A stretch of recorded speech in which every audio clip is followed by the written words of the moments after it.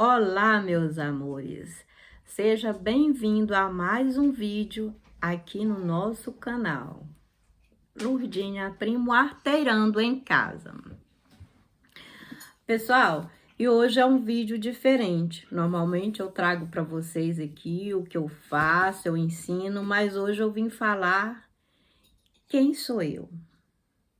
Quem é essa pessoa que está por detrás das câmeras, né? Que está trazendo conteúdo para vocês. E vou falar para vocês um pouco da minha vida pessoal, vou me apresentar, né? Porque o meu canal ainda é um embrião, né? Ele é bem novinho, né? Porém, eu senti a necessidade das pessoas me perguntando, né, no privado, né, onde você mora, por que você foi para aí, porque eu não moro no Brasil, né, e as pessoas estão sempre perguntando, né, até mesmo querendo comprar tipo de material, essas coisas. Então, pessoal, eu vou falar para vocês agora, contar um pouco da minha história para vocês, né, e vou falar daquilo que realmente interessa aqui para nós, que é, na verdade, é para que vocês conheçam um pouco da Lurdinha Primo, né? Bom, o meu nome é Maria de Lourdes Primo, ok? Eu sou natural do Maranhão, mas fui muito jovem para o estado de Goiás e lá vivi durante 30 anos. Sou mãe de 3 filhos lindos, maravilhosos, do qual eu me orgulho muito dos meus filhos. Sou avó de 5 netos, né? 2 homens e 3 meninas. A mais velha hoje, que é a Yara Cibele, ela mora comigo aqui, ela tem 19 anos. E a caçula é a Chloe, né? Que ela já nasceu aqui na Bélgica. Né? E é isso, pessoal. Muitas pessoas me perguntam por que você foi morar na Bélgica. Aí hoje eu estava abrindo as perguntas e respondendo, eu senti essa necessidade de falar. Hoje eu estava olhando no YouTube, no meu canal, né? E eu senti essa necessidade de falar, porque lá surgiram tantas perguntas e são muitas as perguntas. Eu falei, não, eu preciso fazer alguma coisa. E o que é que eu vou fazer ao invés de colocar um vídeo ensinando hoje, né? E quais são os próximos vídeos que virão, não é isso? Então eu vou falar para vocês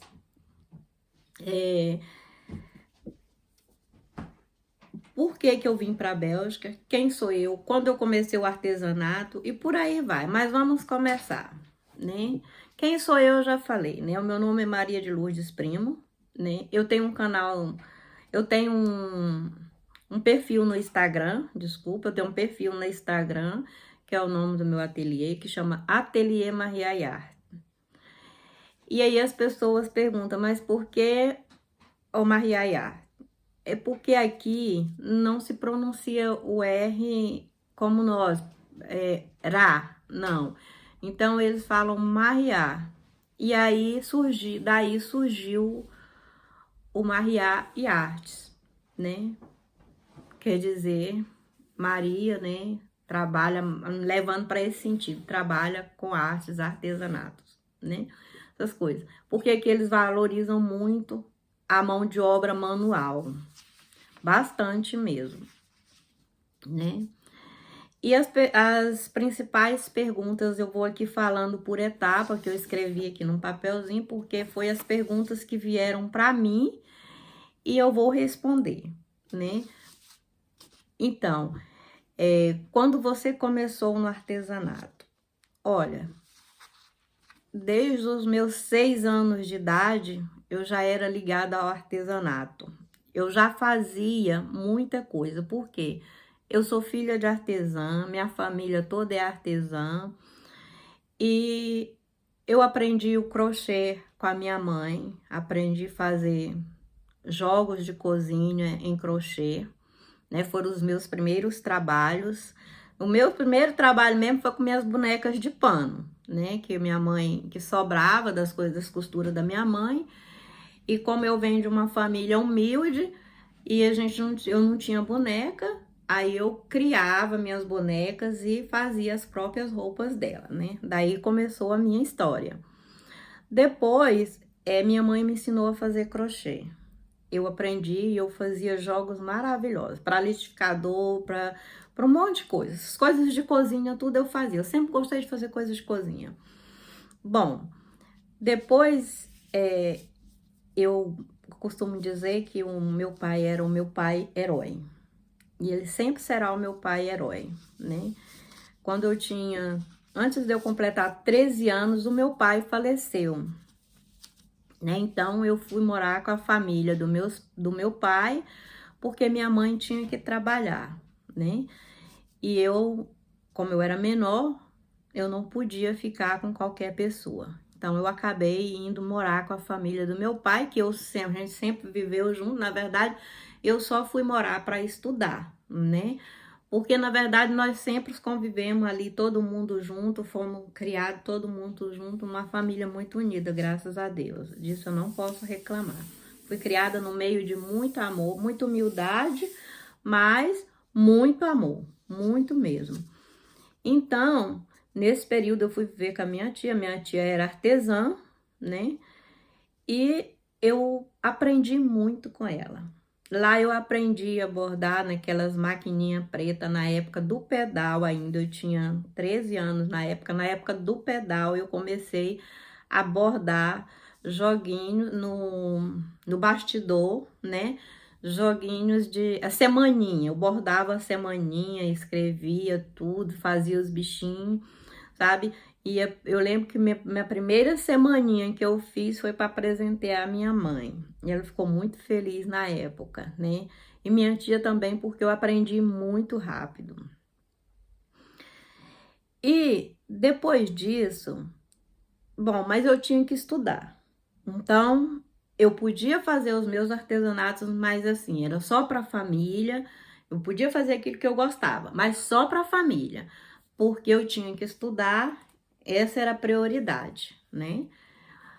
E depois, então, eu me casei, o tempo passou, né? E foi quando veio meus filhos. E quando eu casei, eu ainda não era formada, porque eu casei jovem, eu tinha 19 anos, né? Então, eu não era formada. Aí, eu parei os meus estudos, né? 2 anos depois de casada, eu engravidei, né? E fui ser mãe, dona de casa, mas eu sempre via que faltava alguma coisa. Em mim faltava alguma coisa, era um vazio extremo. Eu sentia assim dentro de mim que eu não era uma pessoa realizada. Faltava algo em mim. Bom, passados-se os anos, aí eu voltei a estudar quando minha filha tinha 15 anos, minha filha mais velha, né? Quando a Milena tinha 15 anos, eu voltei a estudar, né? E eu fiz. E assim, eu tive minha filha caçula, ela é bem mais jovem do que os outros, né?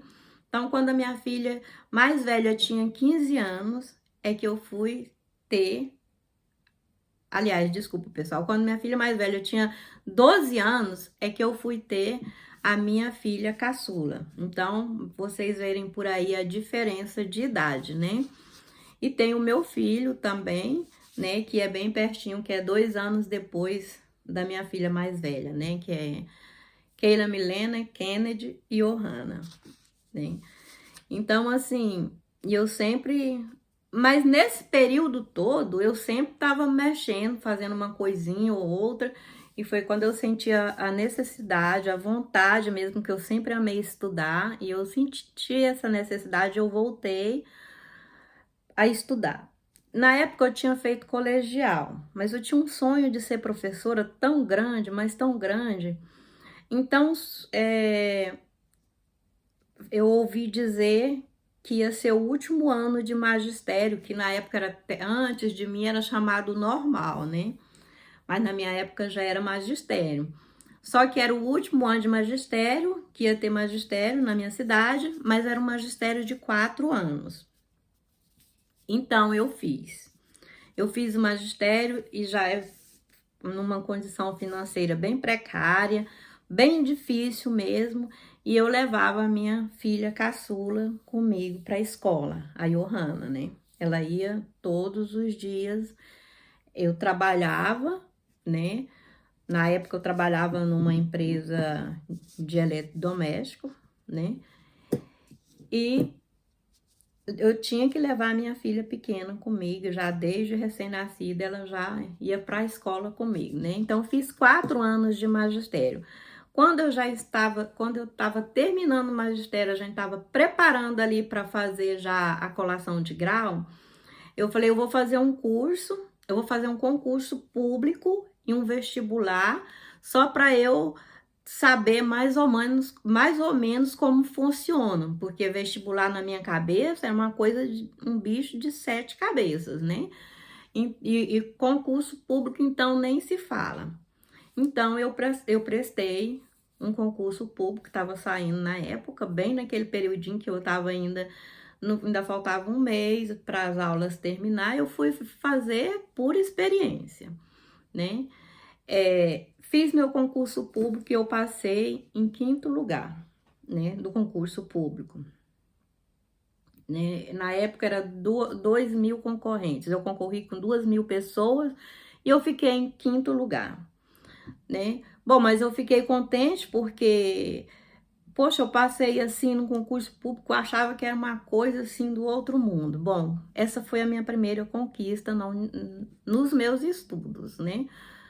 Depois eu estudei os 4 anos, depois eu já passei, e eu passei para o vestibular, né, em primeiro lugar. E eu fui fazer pedagogia. Então, eu saí do magistério, já engrenei na pedagogia. No segundo período da pedagogia, eu descobri um câncer. Um câncer no ouvido, que era um colesteatoma maligno, né? Eu lutei muito, foi a maior sequela que o câncer me deixou, né? Foi esse do ouvido, porque aí foram podados os meus sonhos. Pessoal, isso é a primeira vez, assim, que eu tô abrindo em público mesmo, para as pessoas realmente saberem. Sim, minha família, as pessoas mais íntimas, claro que sabem. Eu tô falando aqui porque eu tô falando em público, para todo mundo que vai pro YouTube, né? Que é aqui dentro do YouTube, aliás. Eu descobri esse câncer no ano de 2009, né? Foi um período muito complicado mesmo. Um período assim que meu filho foi acidentado e ficou em coma, e ficou, sabe? Então foi assim um período conturbado. Eu tinha uma sobrinha que morava comigo, que foi violentada. Minha filha estava junto, ela não chegou a ser violentada. Então é só para vocês entenderem quanta coisa eu passei nesse andar aí da carruagem, nesse caminho todo. Mas eu nunca desisti. Eu sempre acreditei muito em Deus, muito. Fiquei muito revoltada na época com tudo que aconteceu, mas sempre acreditando no meu Deus, porque para ele nada é impossível. Fiz 3 cirurgias do meu ouvido, porque o câncer ele comeu todas as membranas do meu ouvido, todas. Quando eu descobri, eu já era professora, eu já estava, porque eu tinha passado no concurso, mas eu estava na universidade, né? Então, na primeira... Isso no segundo período da faculdade eu descobri, né? E ele havia comido todas as membranas do meu ouvido. E não tinha mais tímpano, não tinha mais nada, né? E a médica falou, olha, a gente vai ter que fazer uma cirurgia urgente para depois entrar com o processo de quimioterapia. E eu, a princípio, foi como se... A princípio, eu acho que eu nem acreditei direito. Depois a ficha caiu E foi momentos muito difíceis. Eu quis desistir da universidade, da faculdade, mas meus colegas de faculdade, meus professores, eles me ajudaram muito, minha família, e não me deixaram desistir. E eu continuei. E eu fui correr atrás dos meus sonhos, mas para isso eu ganhava pouco, né? E eu tinha que fazer. Eu era professora de magistério, né? Que era lá do ensino fundamental, né? Que na época a gente chamava primário, né? Então eu ganhava pouco e assim o governo também não era assim que pagasse todo mês certinho, né? E para arcar com a minha despesa, né, com o tratamento do câncer, eu tive que começar. Eu falei, o que que eu vou fazer, né? Infelizmente a saúde pública do nosso país é um pouco precária, né? E eu pensei comigo, o que que eu vou fazer? E eu voltei para o artesanato, quando eu fui passada para fazer as primeiras sessões de terapia. Mas eu vi tanta coisa negativa que fazer uma terapia hospitalar para mim eu vi que não era a melhor solução, né? Então eu resolvi mesmo fazer o artesanato.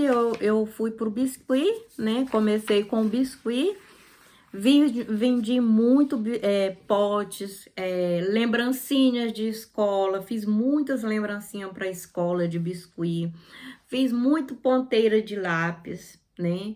De biscuit. Meu esposo trabalhava num órgão governamental e ele levava minhas coisas e ele vendia. Então, e eu tinha na minha cabeça que as pessoas compravam por piedade de mim, por pena, e eu não queria ser uma coitadinha. Então, o que que aconteceu? Mas aí eu fui vendo que eram pessoas que não sabiam da minha história e que compravam porque realmente gostavam do meu produto. Depois, então, eu fui fazer oratórios de cabaça. Eu parei com o biscuit, eu estava cansada, porque eu não tinha o... Na época eu precisava fazer algo mudando, sempre renovando, porque eu não tinha um nicho assim como eu tenho hoje, né? Aí o que eu fiz? Eu fui fazer oratórios de cabaça. Aí eu fazia os oratórios de cabaça, colocava Nossa Senhora lá e assim, fiz muitos oratórios, vendi bastante também, né? E depois, quando eu tive câncer no colo do útero, que foi uma surpresa, nós não sabíamos, né? E eu comecei a ter uma hemorragia e no final, quando chegou no hospital, eu tive que fazer uma cirurgia de urgência, porque o câncer já tinha comido tudo, útero, ovário, essas coisas tudo, né? Bom, enfim, eu fiquei numa cadeira de rodas, né? Primeiro eu fiquei andando de bengala, porque eu perdi muito sangue, e aí eu fiquei muito fraca mesmo. Com mais as sessões de quimioterapia que eu fazia e de radioterapia, isso me deixou muito fraca. Depois eu fui para uma cadeira de rodas, porque eu não podia andar, eu não dava conta, né? E eu havia perdido muita massa óssea. E eu tomava, na época, um suplemento alimentar para repor um pouco da massa óssea, porque quem perde a massa óssea, ela não ganha mais essa massa óssea. É só para ir repondo, para não deixar a gente perder toda a nossa massa óssea, né? Para a gente não ficar de vez numa cadeira de roda. Então, eu pedi para o meu esposo, eu sabia fazer tapetes de cordão, essas coisas, tudo. E eu falei, vai lá e você compra assim. Ele comprou muita coisa para mim. E eu ali naquela cadeira de roda, eu fiz muitos tapetes, modelos diferentes. Eu olhava na internet, tinha hora que eu me inspirava na internet, mas tinha hora que eu queria criar uma coisa minha mesmo. E assim eu fiz. Também foi um período, e eu vendi muito, muito, muito. Foi assim que o artesanato me ajudou na superação do câncer, né? E me ajuda até hoje, né? Bom, mas aí, quando eu melhorei, né, dessa cirurgia, aí logo após, 1 ano e meio, 2 anos após, veio o câncer no esôfago. Eu fui para São Paulo, eu fui para Barretos, meu esposo ficou no estado de Goiás, só que as despesas estavam se tornando cada dia maior pra gente. Eu fiquei 9 meses sem ver meu esposo, só falava com ele, né, pela Skype na época. E assim mesmo em um notebook emprestado. E depois ele decidiu que nós não ficaríamos mais separados, né? E que a gente ia procurar uma outra forma. Eu saindo de Barretos, passei 30 dias na casa da minha sogra no Rio, porque meu esposo é carioca, né? A família dele toda, eles são do Rio. E aí minha sogra cuidou de mim nesse período, que minha sogra e meu sogro são pai e mãe para mim, gente. Eu tenho 2 cunhadas maravilhosas, né? Então, eu tive muito apoio, muito, muito, muito mesmo. E nesse processo, eu fiz 28 sessões de quimioterapia e 79 de radioterapia, tá? Eu estou falando isso aqui, não é para ninguém ter dó de mim, não, tá, gente? Eu tô contando a minha história de vida, de superação e como o artesanato me ajudou a superar tudo isso, tá? Bom, depois meu esposo, ele decidiu que ia morar fora do Brasil, porque antes ele já havia passado 3 meses na França, quando ele era solteiro, ele já falava o francês bem, né? E ele passou 3 meses na França, mas não foi morando, né? Foi só passeando e conhecendo. Então, ele era apaixonado por Europa. E, bom, ele falou, a gente vai voltar, nós vamos morar na Europa. Eu imaginei assim, nossa, é um sonho muito doido, né? Mas ele queria encontrar uma forma de salvar a minha vida, de me ajudar de alguma forma. Ele veio para a Bélgica, né? 5 meses depois, eu vim para a Bélgica também. Aqui eu estou já há muitos anos, já só sem ir ao Brasil eu tenho 7 anos, porque eu ia em 2019, mas aí começou a pandemia, né? Foi quando veio o início da pandemia, então foi tudo anulado, voo, essas coisas, né? Então, assim, eu tô aqui há 7 anos sem ir ao Brasil. 7 anos não é brinquedo, pessoal. E eu, nesse período, eu comecei a voltar a mexer com artesanato, mas eu falei, agora eu vou assumir o artesanato como profissão. Eu quero para mim o artesanato. Foi aí que eu vi a necessidade que eu tinha, porque eu sabia, aqui já na Bélgica, eu descobri um tumor na cabeça, né?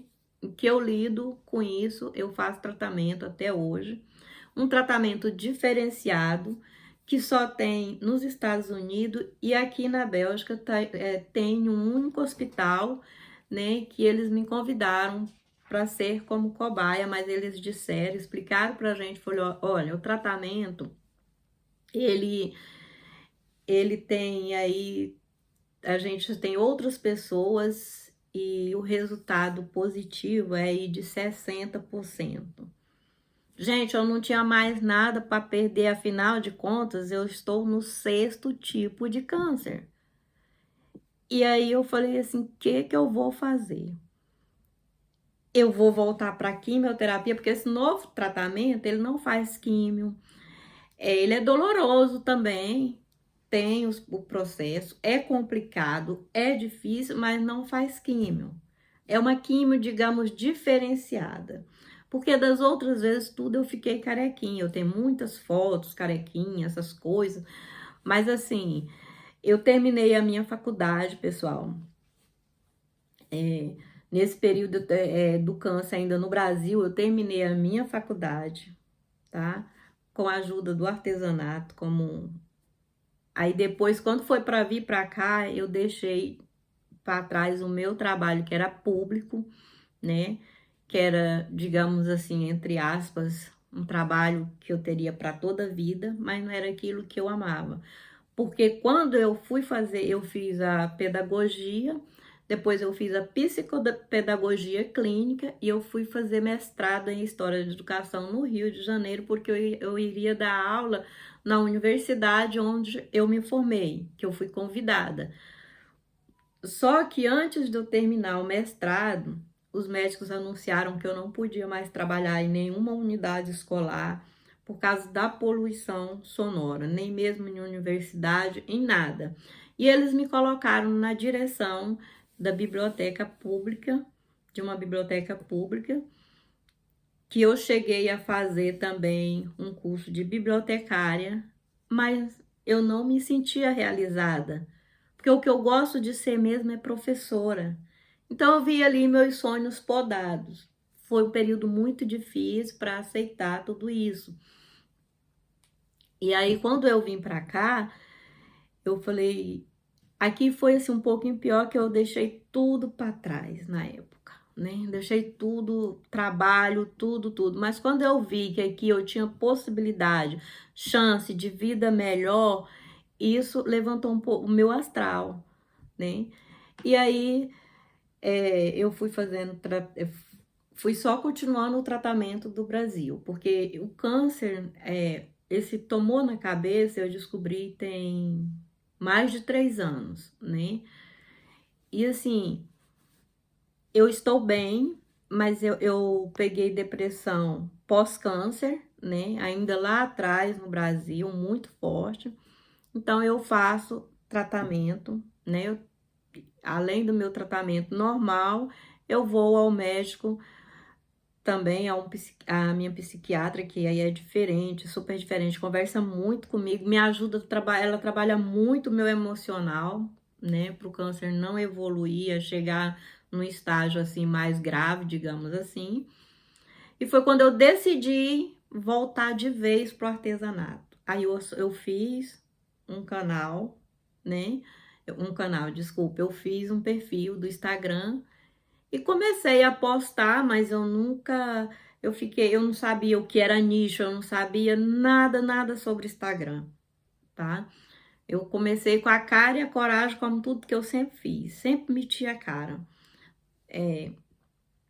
E aí eu comecei e eu ligava para minha neta no Brasil, como que é isso, como que é aquilo, ela me ensinava muito, ela me ajudou muito. Depois disso, e eu fui investindo em cursos, né, estudando, me esforçando e costurando. Eu comecei com uma máquina, hoje eu tenho 3 máquinas, né? Aqui é minha casa, eu não estou falando do meu ateliê fica em um outro local, mas por quê? Porque eu tenho hoje muita dificuldade de concentração, então quando alguém falava dentro de casa, eu errava aquilo que eu estava fazendo, eu tinha que, né, tudo consequências da doença. Então eu resolvi ir para um outro lugar e lá está tranquilo para mim trabalhar, né? Então, graças a Deus, pessoal, eu sempre tive muita força de vontade. O que eu diria para uma pessoa com que é portador do câncer hoje? Lute. Ou que é portador de qualquer doença, não é do câncer, não. De qualquer doença. Trabalhe o seu emocional. Viva, faça o que você gosta. Hoje eu digo, eu faço o meu artesanato, eu vivo do meu artesanato. Eu tenho meu perfil no Instagram, que depois vou deixar aqui para vocês, tá? Se vocês quiserem me seguir lá. E eu tenho também recebido algumas perguntas lá, que eu vou terminar aqui de contar a minha história, já vou responder as perguntas das pessoas, para o vídeo não ficar tão extenso, tão longo, porque também é desagradável a gente ficar. E alguém perguntou para mim se eu era feliz, né? Foi a primeira pergunta que alguém fez para mim, que eu não eu fiquei pensando, como que eu vou responder? Sim, gente, eu sou feliz. Eu sou muito feliz. Eu agradeço todos os dias pelo ar que eu respiro. Eu sou imensamente feliz, sabe? Eu tenho uma vontade de viver enorme. Eu amo a vida. Isso é o essencial, é amar a vida, é se amar, tá? É gostar do que faz, é fazer o que gosta. Isso é que faz a diferença na vida da pessoa. Não interessa, isso é superar limites, ir além dos seus limites, né? Superar obstáculos, sabe? Isso é muito importante. É a força de vontade, é a fé, sobretudo a fé. Você pode ter tudo, mas se você não tiver fé, se você não buscar um Deus, porque você não consegue caminhar sozinha. Mas Deus segura na tua mão e diz assim: vamos, filha, eu tô aqui para te ajudar. E é isso, pessoal. Então, essa é a minha história de superação, né? E eu abri esse canal no YouTube tem pouco tempo, né? E eu trabalho com... Meu nicho é pano de copa, mas eu faço kit cozinhas, né? Que está tudo nas mesmas coisas. Então, assim... E foi assim que eu entrei definitivamente, que as pessoas perguntam, por que você entrou pro artesanato e como? Foi por esse motivo, por um motivo da minha da doença em que eu luto contra ela, né, até os dias de hoje. E por quê? Porque ela me ajuda. Porque o artesanato me ajuda, porque ele me ajuda, aliás, desculpa. Porque o artesanato me ajuda. O artesanato é vida, ele transforma vidas, né? Qualquer profissão que você tiver, se você gostar, ele transforma a tua vida. Isso é fato. E no meu caso é o artesanato, porque eu tô aqui falando direto para artesã. Você é artesã, que tem saúde, que você tem um dom, não tenha medo, vá atrás, corre atrás dos teus objetivos. Você é capaz, você é capaz. O principal você já tem, é o dom. E se você tem dom e mais saúde, minha amiga, você vai longe. Você vai longe. Pode ter certeza. E tem dias também, gente, que eu não tô legal. E eu também não tô legal. E às vezes eu entro e ponho coisa que eu já gravei, né? Porque eu sempre guardo uma carta na manga, eu deixo vídeos gravados, justamente para eu colocar naqueles dias que eu não tô legal, para mim não, para me alimentar o meu perfil lá no Instagram, sabe? E aqui no YouTube eu posto toda segunda e toda sexta. Aí me perguntaram, mas por que você só posta esses 2 dias? Porque a gente só pode caminhar, dar os passinhos, né? A gente caminha a passos lentos. Quem vai correndo, quem consegue tudo muito fácil, perde também tudo muito fácil. Então eu prefiro fazer assim, como eu estou fazendo, com responsabilidade, do que tentar aí colocar um vídeo por dia no YouTube e depois eu não dar conta. Eu não dou conta porque eu tenho médico, porque eu tenho uma vida real, né? Eu tenho uma vida aqui atrás. Então eu não vivo só por conta de redes sociais. E me perguntaram os tipos de artesanato que eu já fiz, eu já falei para vocês. Agora existe uma pergunta que as pessoas estão falando muito. Aonde você compra seu tecido para fazer pano de copa, para fazer seus kits, né? O tecido branco, né, gente? É porque hoje exatamente eu recebi tantas perguntas nesse sentido que eu vou falar. Não é atoalhado, ele parece muito atoalhado, mas não é o atoalhado e eu não compro no Brasil, eu compro aqui. Por que eu compro aqui? Porque aqui não se conhece sacaria. E se eu fizer, eu vou vender para brasileiros, né? Eu tô querendo trazer sacaria, tô correndo atrás de uma parceria para trazer sacaria, para ter também opções de preço, você entendeu? Mas assim, para os europeus mesmo, aqui eles compram esse tipo de tecido de pano de copa, por causa do tecido, porque eles não conhecem um outro. Então, eu compro aqui numa loja chamada Chanver, sem contar, gente, que aqui é a capital da Europa, mas aqui em Bruxelas, só tem uma loja de tecido, a maior daqui, né? Que é o Chanver. E eu compro esse tecido branco lá. E as pessoas me perguntam, mas qual é o nome dele? Gente, lá só tem o nome da loja e o valor do tecido. Mas eu prometo a vocês, como eu já respondi as pessoas no privado, que quando eu for fazer compra, provavelmente amanhã ou segunda-feira, eu vou perguntar lá para o gerente qual que é o nome desse tecido, porque eu não sei falar para vocês. Lurdinha, e esses tecidos que você também hoje perguntaram para mim, mas esse tanto de tecido bonito que você tem aí, gente, esse tecido tudo é brasileiro, ele vem do nosso país. Vocês são felizes e não sabem. Aqui nós não temos, por exemplo, nós não temos aquilo que agrega valores nas nossas peças, né? Nós não temos cianinha aqui para comprar. Temos diferente, mas igual o nosso Brasil não tem não. É uma coisa bem diferenciada mesmo. Mas eu compro porque não tem outra coisa.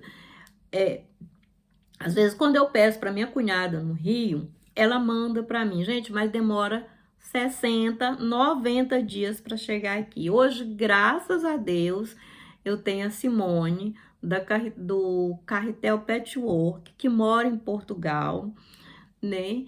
Que eu consegui, que eu estou trabalhando diretamente com ela. Eu compro dela, que ela mora em Portugal, leva 2, 3 dias para chegar para mim aqui na Bélgica, porque são 2 horas só daqui lá, então leva 2, 3 dias. Super em conta os tecidos dela, eu super indico, sabe? É um doce de pessoa, um amor de pessoa, então ela fornece para toda a Europa, que é os tecidos também, é que eu consegui também tá aí fazendo essa parceria, e que com a Eva e Eva Tecidos. Também tem os tecidos da Ciclo, mas isso aí não tenho parceria nem nada, são tecidos bons? São. Me perguntaram se eu lavo tecido antes. Pessoal, até o momento, eu não vou dizer para vocês que eu já lavei tecidos. Eu não lavo porque as primeiras peças pilotos que eu fiz foi para mim, sabe? Para mim justamente testar. Então eles não soltaram tinta, eles não encolheram e eu vi que era esse material que eu iria usar. E é isso, pessoal. Aí eu vou procurar. Agora eu tô querendo procurar eu tô querendo não, eu vou procurar uma parceria com aviamentos e sacaria. Porque aqui moram 62 mil brasileiros, na estimativa, né? E muita gente quer comprar, mas quer comprar com tecido do Brasil, né? E eu vendo mais é para eles aqui, para os europeus mesmo, né? Claro que eu tenho clientes brasileiros também, tá bem? E essa é um pouco da minha história de vida, gente. E a vida é assim. Quem não aceita desafio, quem não aceita os obstáculos, quem não encara as coisas de frente, ele não consegue superar. E eu digo para vocês, amigos são essenciais, família é essencial, nada mais nessa vida é essencial do que amigos e família. Vocês sabem o que é mais essencial para poder viver a situação que eu vivo hoje, né? E faço o que eu amo, graças a Deus, e faço o meu tratamento? É a fé em Deus e a coragem de trabalhar. Isso é muito importante. Então, muito obrigada por vocês estar aqui comigo. Por os comentários, pode mandar as perguntas que vocês quiserem, tá? Tem uma, gente, que eu não respondo porque não são pertinentes, tá bem? E eu quero muito agradecer por vocês me permitirem entrar na casa de vocês, eu daqui da Bélgica e vocês aí no Brasil, né? Eu faço muita live, toda quinta, às vezes eu faço na quarta também. E sábado eu tenho live no meu Instagram. E lá vocês vão ver muitas coisas. Eu também tô lançando agora, eu ia esquecendo já de falar, que eu estou lançando agora, gente, a coleção Primavera. E eu vou fazer essa coleção Primavera com aqueles folhos de barrado duplo, que agora estão usando muito. E que as pessoas vendem os cursos. O que eu faço? O meu YouTube, meu canal no YouTube é para ajudar as pessoas. eu não... Tudo que eu souber, eu vou passar para vocês. Eu não quero nenhum fim lucrativo. Eu só quero mesmo ajudar as pessoas. Isso é o mais importante para mim. Como uma senhora, uma pessoa do Brasil, até do Nordeste, ela enviou, é de Pernambuco, se não me engano. Ela me enviou a foto do pano de copa que ela fez, acompanhando o passo a passo. Gente, eu fiquei tão feliz, mas tão feliz. Então, esse eu diria assim, não é nem meu pagamento, é o meu troféu. E as pessoas gostarem do que eu faço e se inspirarem em mim, no meu trabalho, na minha criatividade. Isso não tem preço. Eu vou falar para vocês, isso não tem preço, tá? Agora eu vou pedir para vocês, se vocês gostaram, né? Vocês já curtem, deixa aquele like pra gente, que ajuda muito, vocês sabem que ajuda muito. Todo mundo que tem no canal, que tem canal no YouTube, sabe o quanto as curtidas nos ajudam muito. Pode fazer comentário, pode perguntar, eu não prometo que vou responder, mas eu tô assim, no mesmo dia, mas eu sempre respondo, ok? E se você ainda não é inscrito aqui, mas o que que você está esperando? É de graça, gente. Vocês podem se inscrever aqui embaixo. Ó, é só pegar esse dedinho aqui e fazer assim, e vai lá e se inscreve. Aí depois fazer mais outra assim, né? Vai lá e ativa o sininho para vocês receberem novidade todas as vezes que subir vídeo aqui no canal, vocês serão notificados. E é só isso, meu povo. E como eu costumo dizer lá tô com o canal na cabeça, gente. Lá no meus stories, no Instagram, todos os dias de manhã, um abraço apertado e um sorriso dobrado. Um beijo e muito, muito obrigada.